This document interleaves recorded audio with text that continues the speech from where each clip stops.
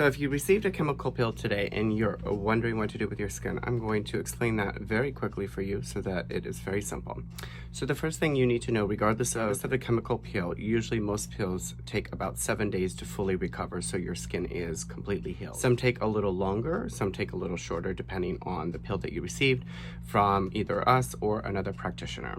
So they should be explaining that stuff. So if you've had like a glycolic peel, maybe there's not so much downtime and flaking and the protocol might be a little different. But for peels where the skin is coming off quite dramatically, a little bit more than dry skin or flakiness, these instructions are perfect for you. So the first thing is to be obviously very gentle. Treat it like you would a burn. The next thing is to wash and cleanse your skin for the whole week with coolish water instead of hot water, maybe a little warm but never hot. And the next thing is never scrub. I don't care if it has like a jojoba bead in there, just let the peel naturally peel and heal on its own. Don't try to remove the dead skin off as much as possible. I know it's hard. If it is peeling and it's coming off in big chunks, you can use little scissors to cut it off if you like. But don't try to tug the skin and cut.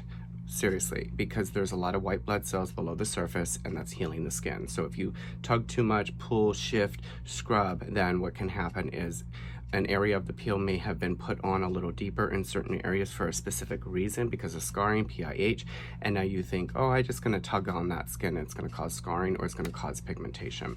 The next thing is to obviously avoid sunlight. Direct sunlight, if you're gonna be outside, apply sunscreen, about an almond size amount, and then reapply that sunscreen.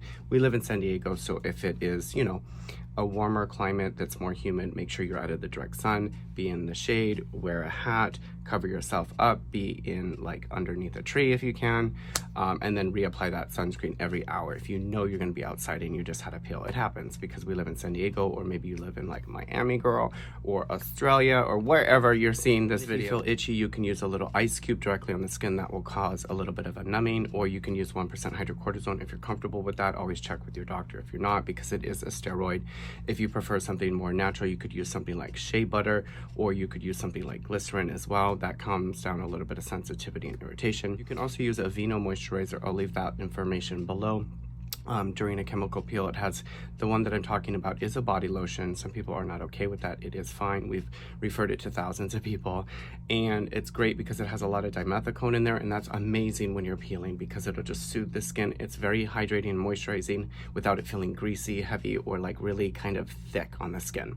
And then you can also use some Aquaphor. That's great if you've had a very deep peel or your skin just feels a little sensitive and you want to either use it by itself or do the moisturizer and then the Aquaphor to just give it an extra layer of moisturization, as well as a little bit of a protective sealant on the surface of that moisturizer and skin so that no water evaporates, which helps the peeling process just feel a little bit, more comfortable when you're peeling. You also want to try not to sweat or vigorously sweat for 7 days because that can ruin the peel by trapping the condensation and sweat moisture underneath the peel. It'll cause bubbling all over the face.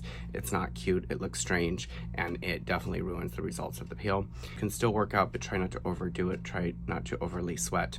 And then no saunas, no steaming.